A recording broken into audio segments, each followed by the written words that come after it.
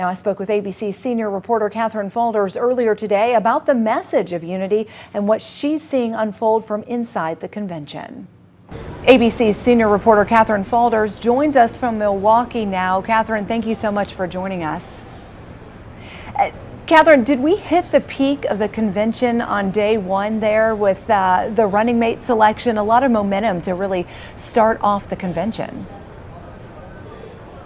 It sure was, and Trump kept that a tightly guarded secret right there till the end. In fact, he only informed and called J.D. Vance just 20 minutes before he announced this on Truth Social, and then of course when Vance appeared in the convention hall. So in terms of hitting the peak, yeah, it was a dramatic moment in lots of ways.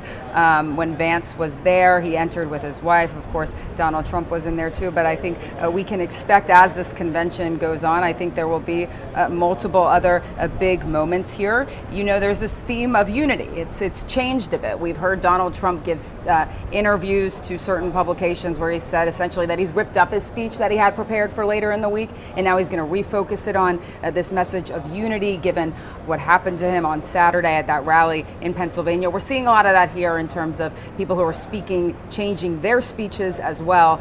So I think there will be some other big moments here. Of course, the much anticipated speech from Trump, his running mate, you'll hear from them. And then of course, you'll also hear from some of the former VP hopefuls, a lot of those names that we've been talking about for quite some time. Doug Burgum, the governor of North Dakota, Senator Marco Rubio, who was rumored obviously to be one of Trump's picks as well. You'll likely hear from him tonight. So you certainly will have more big moments to watch for, though of course, one of the biggest moments, as you mentioned, was yesterday with Trump revealing his running mate.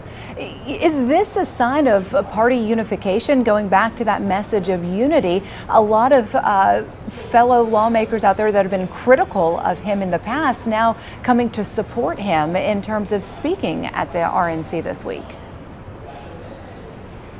Exactly, including J.D. Vance, who was once critical of Donald Trump as well. So it is, in a way, a sign of party unity. The party's obviously uniting around Donald Trump and uniting around J.D. Vance. But what's striking to me, too, and you mentioned people who are going to be talking, who have said negative things about Trump in the past, you'll have Nikki Haley, who ran against Trump, and she will be speaking. She called him a catastrophe.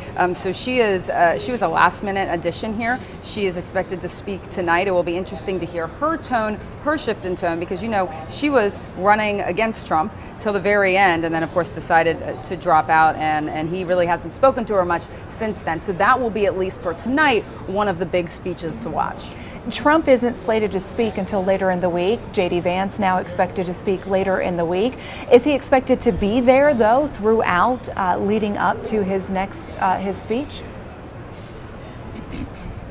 I can imagine that he most likely will be popping into the convention hall. I'm told by sources that we should expect to see another Trump appearance here in the arena tonight. He's not expected to speak, but he'll probably sit in that box where you saw him yesterday, in that family box. He was with some members of his family, some members of Congress. We haven't seen his wife, Melania Trump, yet, so we're looking out for her, but we can expect, at least I'm told by my sources, more Trump appearances as this convention goes on. We should expect to see him most every day. Okay, and before we let you go, I just want to talk about the theme tonight. I know this morning they were hitting the ground with immigration and border issues. Is that what we can expect to see later tonight with tonight's speeches?